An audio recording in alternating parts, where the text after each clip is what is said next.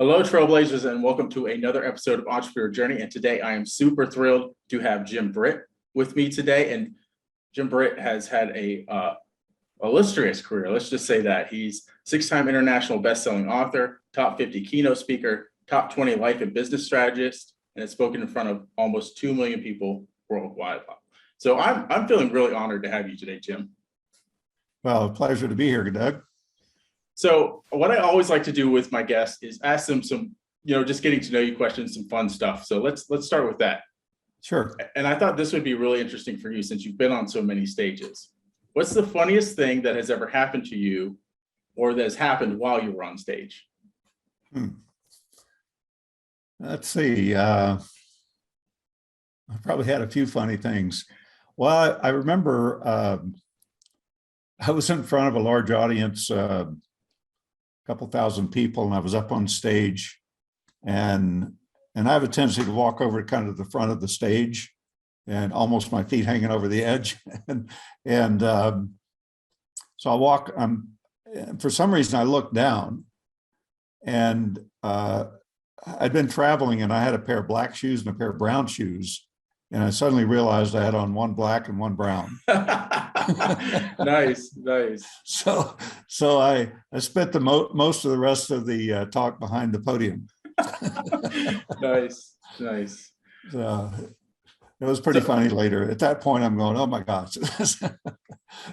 So the other thing I know about you is you've had the opportunity to meet some really amazing people and build relationships with some amazing people. Who is your favorite person you have ever had the pleasure of meeting? Would that be like a celebrity or somebody, you mean? I mean, anybody. It's open for your interpretation. Well, famous as in celebrity, I was consulting for Entrepreneur magazine many years ago, and the owner said, he came by and he said, you want to go to lunch? And I said, sure. So we head down, they're in Irvine, but we head down to Newport Beach and go to the Balboa Bay Club for lunch. And he said, I'm meeting a friend here. Well, I didn't ask who the friend was, but the friend was John Wayne. Oh, wow. So nice. I ended up having lunch with John Wayne. So that's probably the most famous person. But, some meaningful people, though, I mean, like Earl Nightingale, Og Mandino, people like that from way back that is no longer around. And, it was just looking back that I had the chance to have dinner with Og Mandino and dinner with Zig Ziglar and Earl Nightingale and have a chance to speak with them one-on-one is kind of cool. Nice. Yeah. I would have loved to have dinner with Zig Ziglar. He's one of my heroes. Oh, yeah. Especially starting out in my entrepreneur journey. I read a lot of his books, and they've really helped develop my mindset. So. Yeah, he was great. So another question, favorite event or stage that you have ever spoken on? Favorite stage, favorite event you've been at?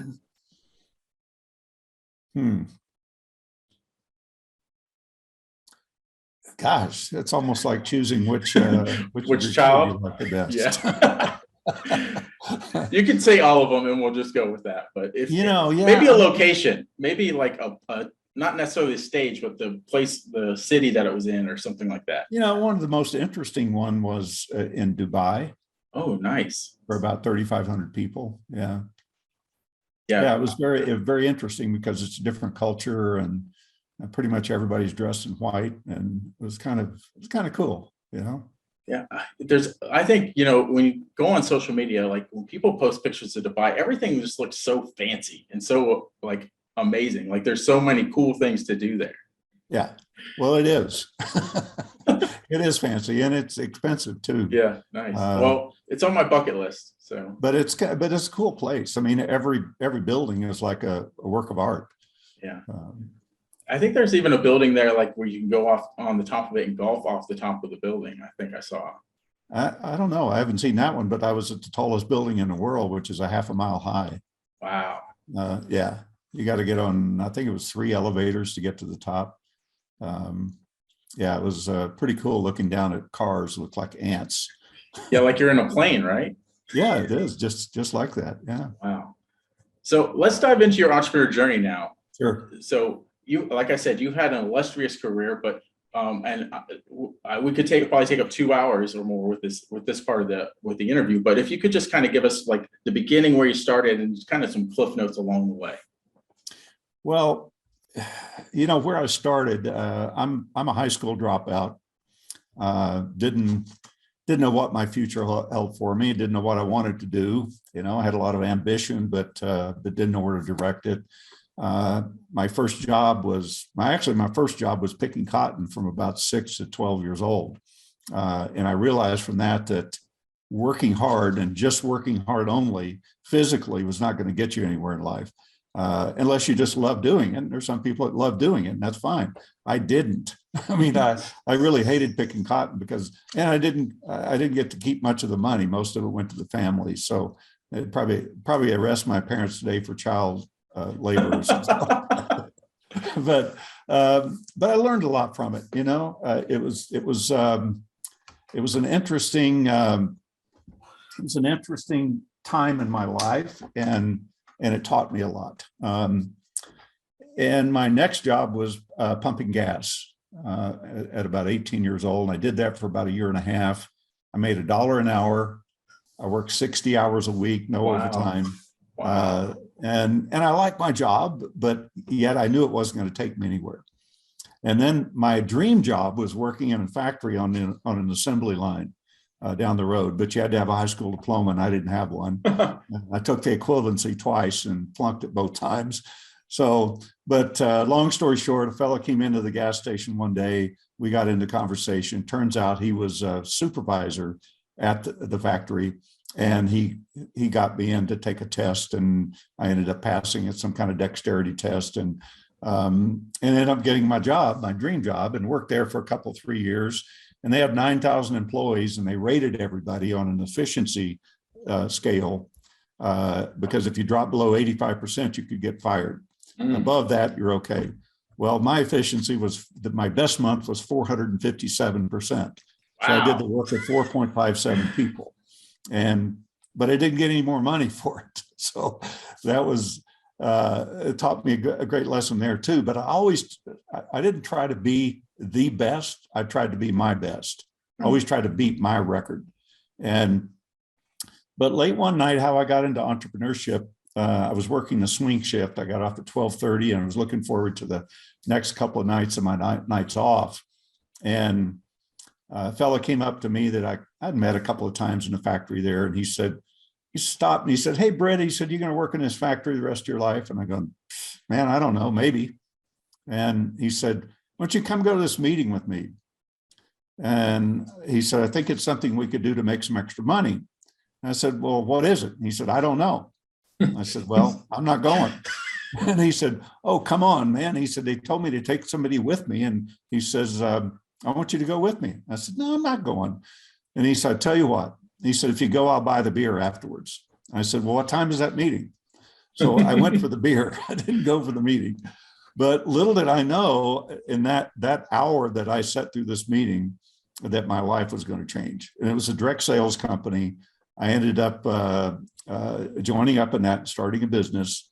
And my first year, I lost everything I owned. I mean, wow. They told me, they said, "Your job is talking to people." He said, "If you talk a little, you'll learn a little. If you talk a lot, you'll learn a lot." And I said, "Well, how much is a lot?" And he said, 10 a day. Wow. I said, "Okay, I'll do 10 a day." And I had to invest $4,000 that I didn't have. I had to go to 23 banks and loan companies to get the 4,000 before somebody finally loaned it to me. And so I quit my job and went out to talk to 10 people every day. And we didn't have internet, and we didn't have anything, just me and people. And I did that for a year, 3,650 people plus. I didn't do less than that any one day. And I had 3,650 people tell me no. Actually, I got one customer, and which was a key. later found out. But I met in that direct sales company. There was several benefits, but the one benefit was Jim Rohn was the trainer for that company. And I met Jim and we became best of friends and later become business partners and started a seminar production company. And that's what got me into the speaking business. But that was probably the major thing that really changed my life. But at the same time, you know, I didn't know what to do. I'm standing in my kitchen, looking out the window, a little bay window in the front of the kitchen. And I'm thinking, what am I going to do? I said, and here I am. Both of my cars had been repoed. I had a notice on my front door from the sheriff saying you got to be out in 5 days because your home had been foreclosed. All of my furniture had been taken, except for a few sticks here and there. And I'm thinking, I've got a wife and a child. What am I going to do? I thought, well, maybe I need to go back to the factory. And I only contemplated that for about 10 seconds. And I said, no, I can't go back. I reach in my pocket. I have 15 cents. That was all the money I had to my name. So I didn't know what to do. But I made the commitment, as I did that first night a year earlier, that I wasn't going to give up. And I didn't know what to do next. But I tell you what, a series of miracles took place in the next 5 days before I had to be out on the street. And I had a car to drive. I had a 3-bedroom furnished apartment furnished for me. I had another business opportunity presented to me that paid me $300 a week, plus gave me the opportunity. And over the next 12 months from that second business, I ended up earning over $500,000. And for my first business, my direct sales business, I earned another $500,000. And the reason is because a guy showed up at my door from the company. He knocks on my door and he says, he said, I'm from the company. I understand you're a hard worker, but you're not making any money. And I said, yeah, you got that right. So he said, can we talk? And we sat on my floor and talked for about 2 hours. And he taught me what I was doing wrong and what I needed to be doing to make the business work. And it was simple, very simple things. And my business took off like a rocket. And so from starting to finish the first year, I made I had 15 cents left. And from the 15 cents to the next year, I had $1 million in the bank. Wow. It's just crazy how fast things can change, right? Yeah. And you know, I learned so many things looking back on it. You don't think about it when you're there and it's happening. You're thinking it's the worst time in your life. Mm-hmm. But, you know, people ask me today, how do you handle rejection? I'm going, well, I did that when I was 22 years old. I did that for a year. I did that with 3,650 no's. How many other people can say that they've had that many no's and still in the business? You know, so it taught me a lot about tenacity and about myself and about people and how to talk to people. I mean, I could start a conversation anywhere with anybody. And my wife's always saying, well, we go into a restaurant, you don't even know anybody, and you're in conversations with 5 or 6 people. And I'm not like an outgoing person. I'm pretty quiet, but I do like starting conversations, and I'm pretty good at it. So, you know, it taught me a lot of things that I still use today. So, you know, whatever you're going through out there, just look at the benefit behind it, because if you're not going through it, when you do come out of it, you wouldn't have come out of it if you hadn't have gone through it. So. Yeah, very true. Like, you know, a lot of the reason I think a lot of entrepreneurs fail is because they get into that struggle and they never work their way out of it, right? They just quit. Yeah. And there's going to be some pushback and some struggle. You just got to weather the storm, right? Well, you know, I discovered something years ago, probably 35 years ago. I was thinking about why do people start things and then stop, or you just not follow through. And it's so many people do that. I'd say, you know, 90% of entrepreneurs fail. And part of the reason is they're making mistakes or they give up too soon. So it kind of bothered me. And I remember I was actually contemplating leaving the business because I was teaching people to become successful, but yet only about 10% were. And I was looking at myself. Is it what I'm teaching? Is it what I'm sharing with these people? But I thought, well, why did the 10% be successful? Why doesn't everybody else do it? And I looked at myself and going, well, I'm not the type of person that would say I'm going to do something and then not follow through with it. I'm just not. So I kept looking at that and I thought, as human beings, we're kind of robotic in a lot of ways. I mean, when you think about it, you don't want to think of yourself as a robot, but somebody referred to us as a meat robot. Yeah. But in a lot of ways we are, we get programmed from birth to death.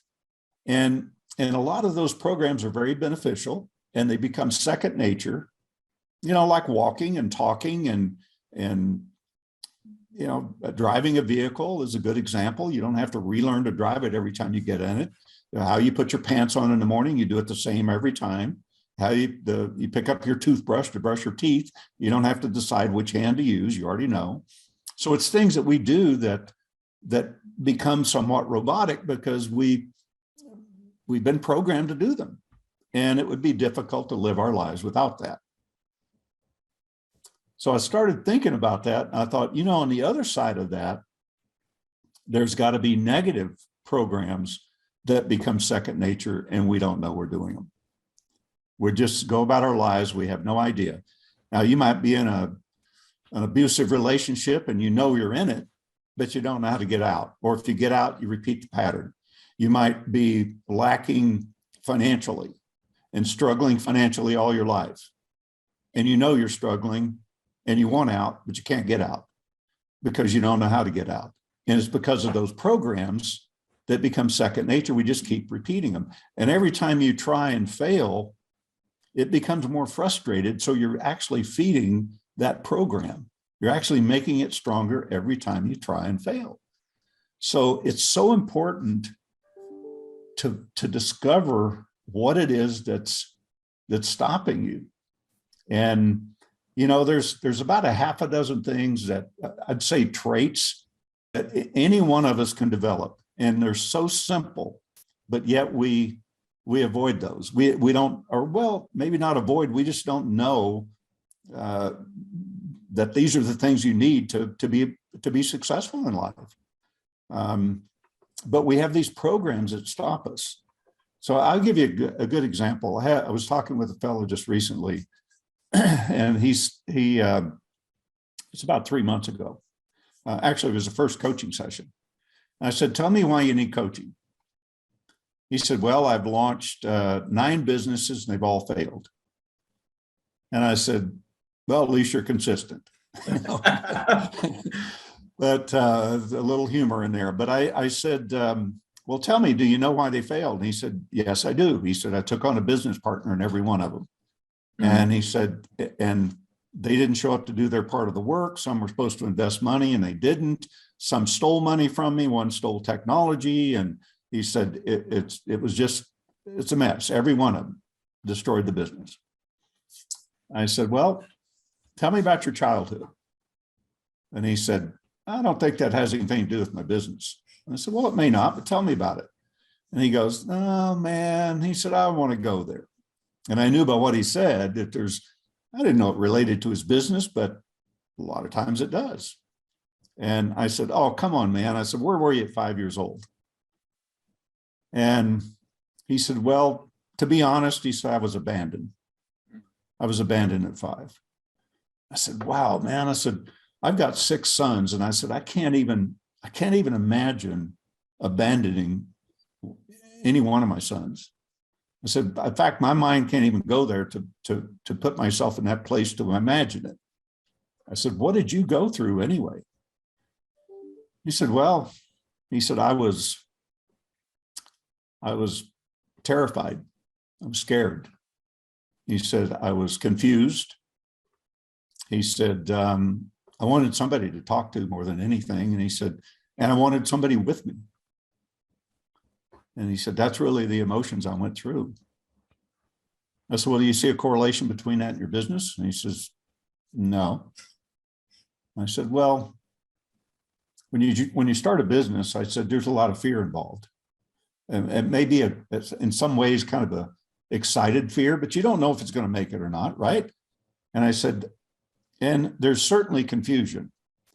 And I said, if you have that confusion go around in your own head, trying to come up with answers, sometimes you never get the answer. That's a big mistake that people make. So I said, so you didn't want to be alone because you wanted somebody to talk to. So you took on a partner. And I said, and all 9 of them abandoned you. I said, you're just repeating the pattern that happened to you at 5 years old. I said, now do you see the correlation? And he stopped and kind of had this blank stare for at least 2 minutes. I mean, didn't say a word. And I waited. It was a little uncomfortable, actually. And finally, he comes back and he goes, oh, my God. He said, that's it. He said, oh, my God.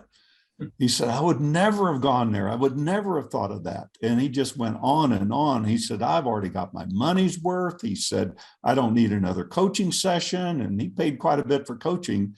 And he said, we can end this one right now. I don't need another session. I got it. I got it on a deep level. I know what to do. And that's 3 months ago. And I haven't heard from him since. Wow. And Nice. it's up to him to set up his sessions. But he got what he was needed in 15 minutes. But that's, if you can get to the heart of the matter, that's more than 50%, because now it's a conscious choice if you take the same action. Yeah, I bet if he you would understand what caused that action, and when we have these programs, there's a memory of it, yes. And that memory will never go away. But there's an emotional charge around that memory. And that's what you have to get rid of. If you can get rid of that emotional cocoon around that memory, then it's like taking that memory and putting it on a hard drive and throw it in a desk drawer someplace. It's still there, but it's not on your desktop anymore where you can see it every day. You still remember it, but the charge is not on it. Now you can make changes in your life in that area. Yeah, so we all have those things. That's and amazing.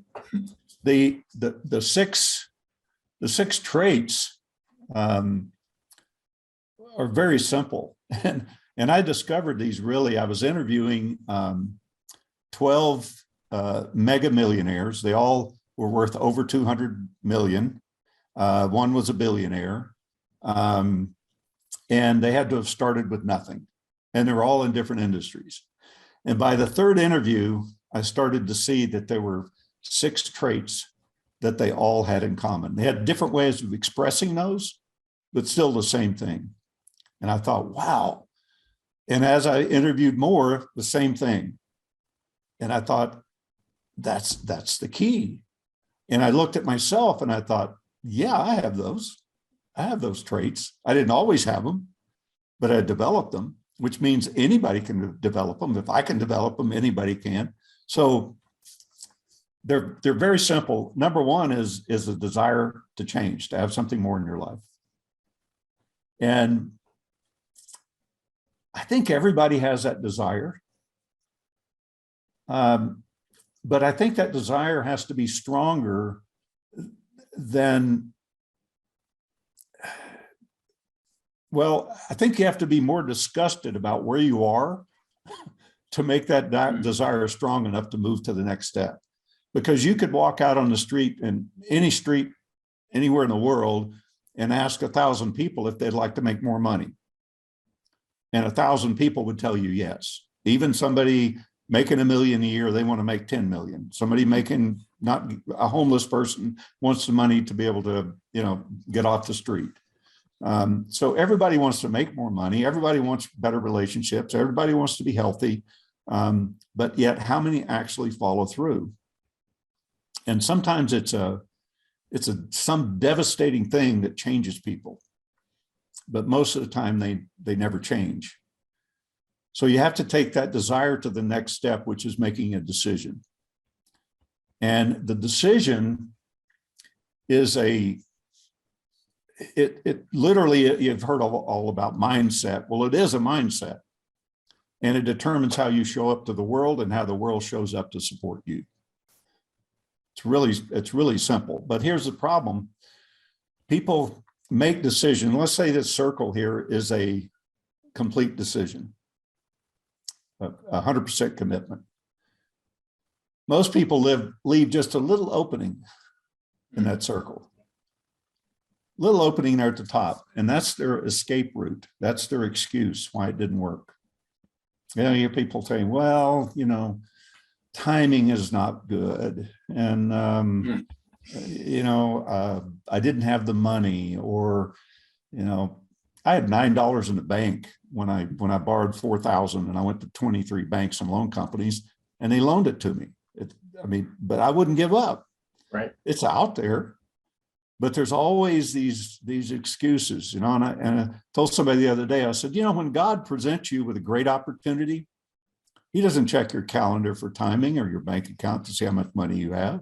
Yep. He's checking to see if you're ready for it. You know? Yep.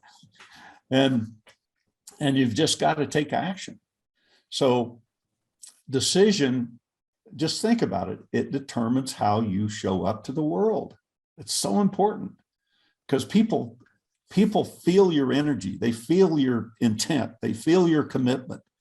And, you know, if you're out there trying to raise money for starting a company or something, and you're going to give it a try, that's the energy you're putting out. Mm-hmm. They're buying you. They're not buying your product or service. If they don't buy you first, they're not going to buy your product or service. And that stands true in most any type of business or product. So that's number two. Number three is you got to take action. You know, you got to take action, and you know, so many people are getting ready to get going. You know, as soon as my business cards get printed, as soon as I get my website up, as soon as my social media looks better, as soon as this or that. But I'm telling you, you got to take action today. Whatever you can take. Now, I'm not saying you don't need to get your website up or whatever it is you need to develop your business, but always look at what can you do today that's going to take me closer to what I want to accomplish. Can I go out and get a customer today? Can I go out and make a sale? Can I do something today? So you got to take action, and you got to take bold action, because in today's marketplace, man, nobody's going to put you in the spotlight. You got to put yourself on center stage in the spotlight. And without that, you just get lost in all the noise. So taking action is critical. You know, you can wait for the law of attraction to bring it to you, but I guarantee you're going to wait for a long, long time. You know, wishing and hoping is not going to bring it to you. I think thinking really hard about something. You've actually written a book on that, right? I did. It's called The Flaw in the Law of Attraction.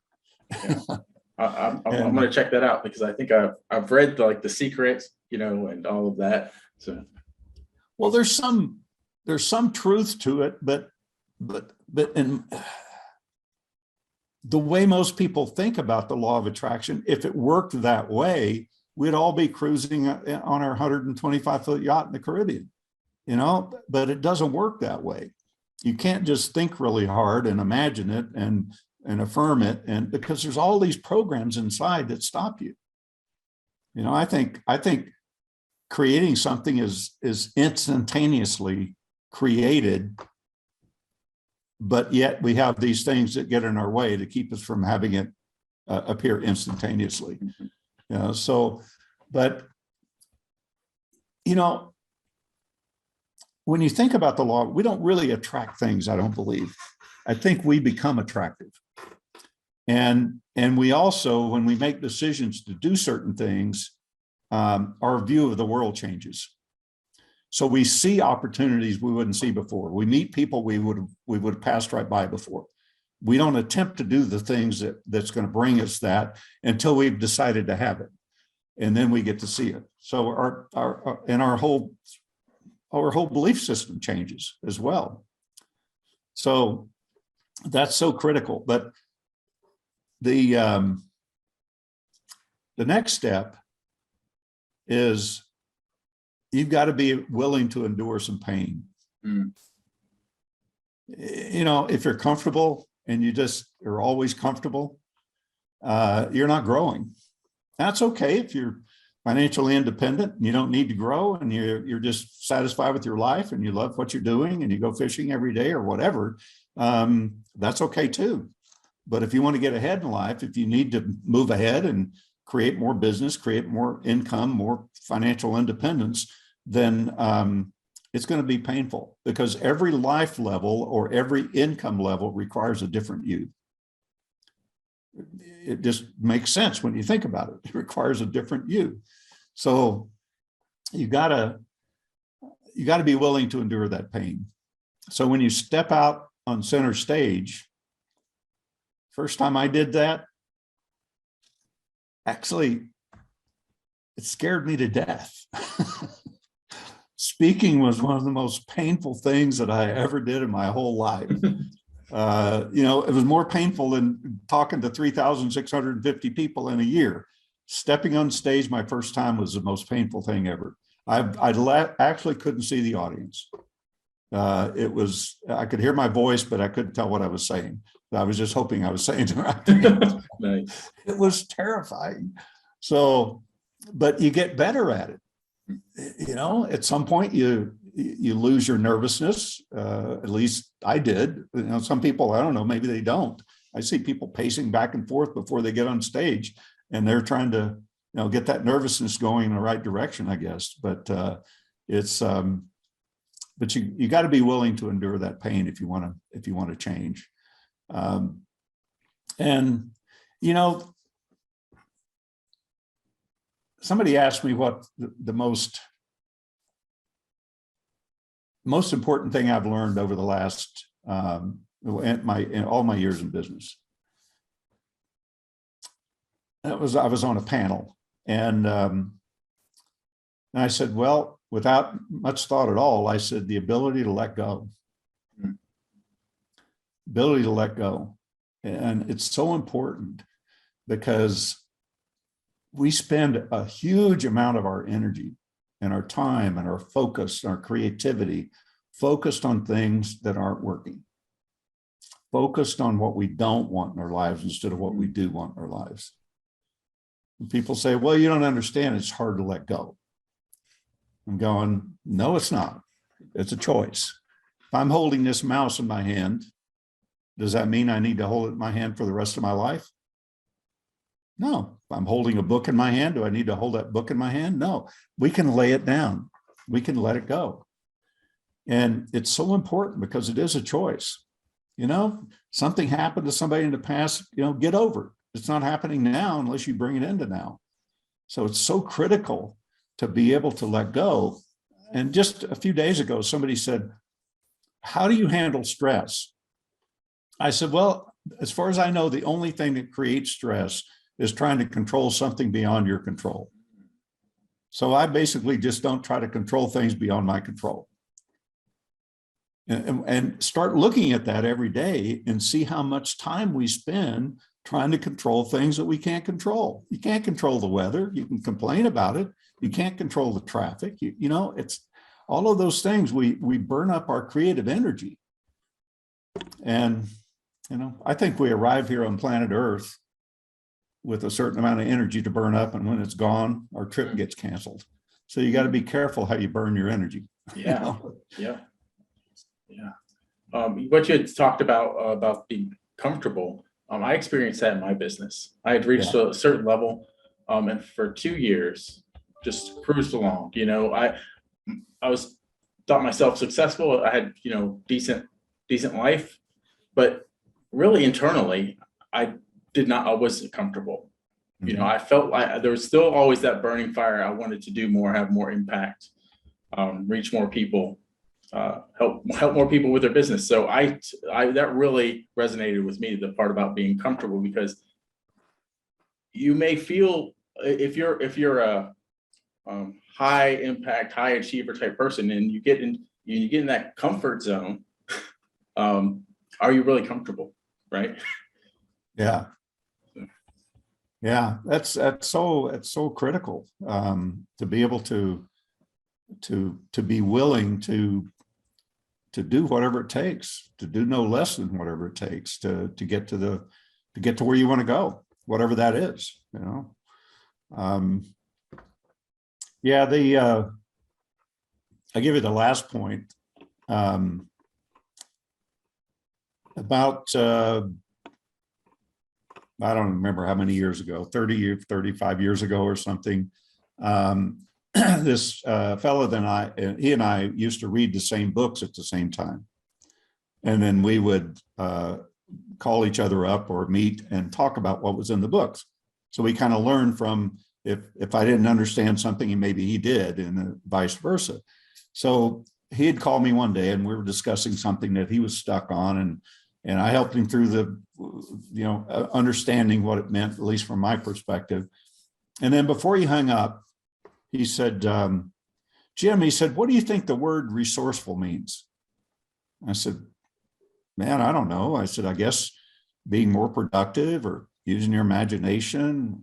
I've never really thought about it. He said, well, it's just an interesting word. And I said, yeah, I guess so. That was it. So I'm driving home later that day, and that word kept going in my mind. I don't know why. It's kind of like when somebody says, don't think about an elephant, and all you can think about is elephants, So I'm just thinking about this over and over and over. So finally I get home and I go to my dictionary. We didn't have internet, and I opened it up and I looked up the word resourceful, and it was defined as once again full of source. And I thought, like resourceful, once again full of source. I'm going, that's pretty interesting, depending on what you think source is. And then I looked up the word source, and the definition was where all things originate. Not some things, but all things. I thought, wow. Again, depending on what you think source is, that could be pretty powerful. And so I wasn't quite satisfied with that definition, so I kept looking for it. And it probably spent 2 years. And every time I'd go into a bookstore to buy books, and so I said, do you have something on the origin of words? And I'd try to look up source, and I'd find a dictionary and look in their version of it. And it's pretty much the same. So I was over in England years back in Chester, little town in Chester, England.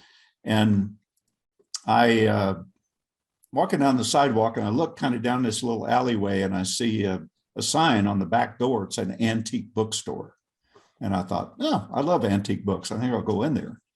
And so I walk in, and the first thing I see is a dictionary. And it's about this thick, and it was all tattered and torn. And I don't know how old it was. I didn't even check that. But it had a sign on it that says, do not open. But I thought that was for the British people, not for me. So I couldn't resist. I was prepared to buy it if I had to. So I opened it up carefully and went to the S's and looked up the word source. And I'm going down through it, and I see some of the same things that I'd seen before. And suddenly I see one that says source, love. I go, wow. Once again, full of love. I thought, now what does that mean? Well, when you start a new project that you have a lot of passion for, you just fell in love with it. You fell in love with it, where all things originate. Think about that. All things originate in love.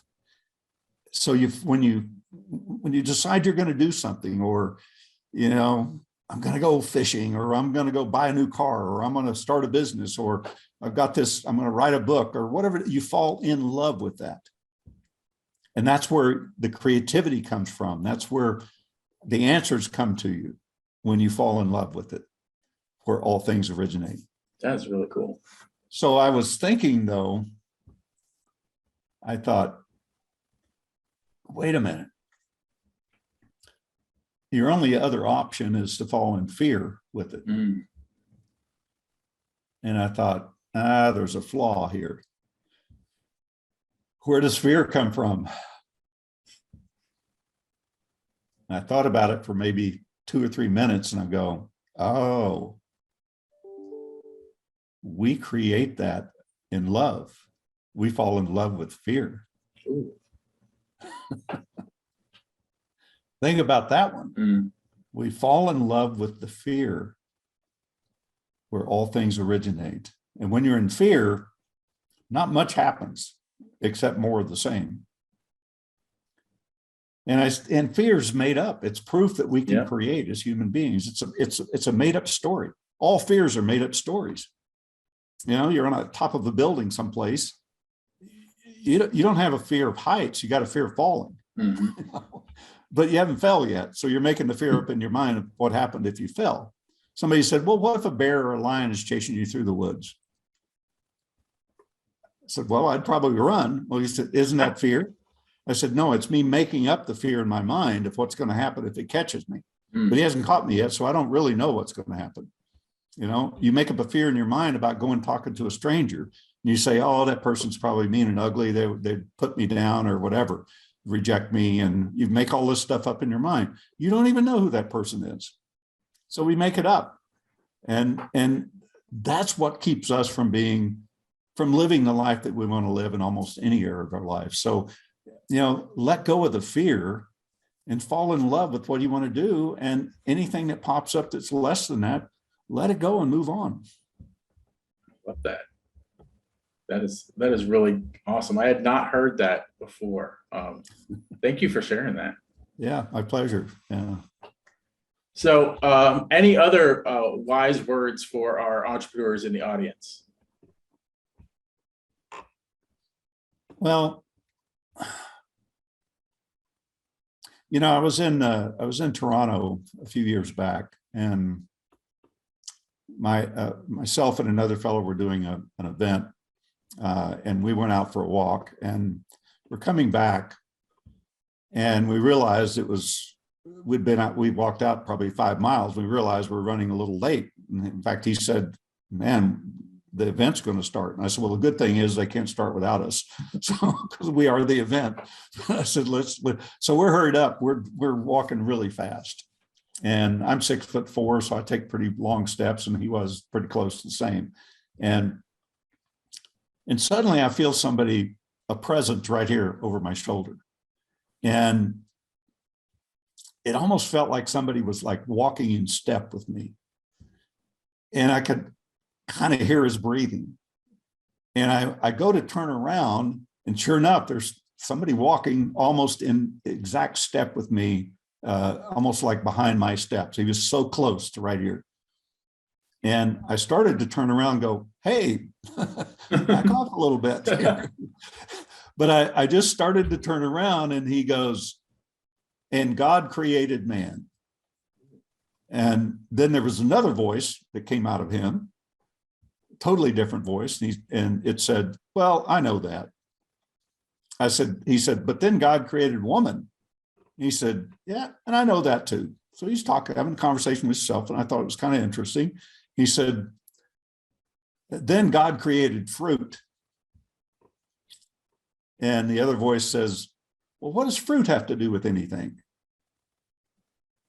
And he said, well, inside the fruit, there's a seed. And he said, if you plant it, it will grow.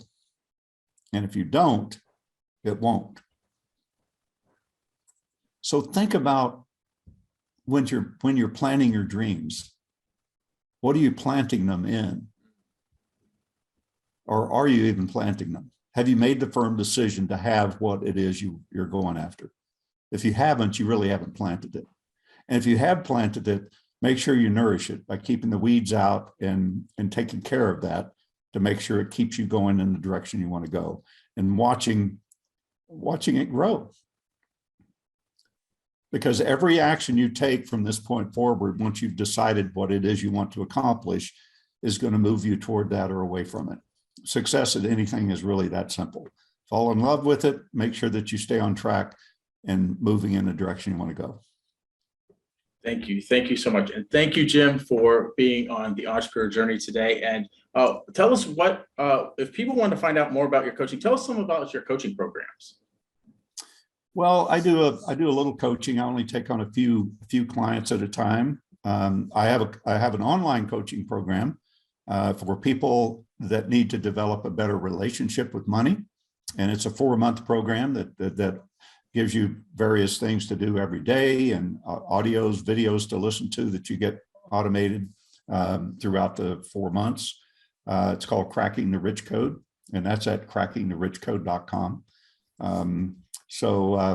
That's one coaching. I'm also doing a book series right now with Kevin Harrington from the TV show Shark Tank, or used to be on there. He's not now. Kevin and I are friends, and we developed this book series. We're in our 9th volume now in just over 2 years. And it's a collaborative book. We have 20 co-authors in each book. We also have a lot of great things that we've added in addition to just being in a book. All of our books are #1 international bestsellers on Amazon. We do press releases that get picked up by 10,000 plus TV stations worldwide. And we're looking for qualified co-authors that are coaches, speakers, entrepreneurs, primarily, to be a part of that. And we have a whole community that we've developed around this book series. That's, if you look at it, it kind of looks like Facebook, but it's not. It's our own platform, and it's got ways for our co-authors to promote themselves, about 7 different ways to promote themselves. So it's a pretty cool tool for PR, for marketing, for branding, for lead generation, and all of that. That's part of our program that we put together with the book series. So we're always looking for people that would, like more information on it. So you can always email me at jimbritt@jimbritt.com. It's BRITT if you want more info on that. So. Okay. And the online program was, what was the URL for that again? Well, for the online program is crackingtherichcode.com. Okay.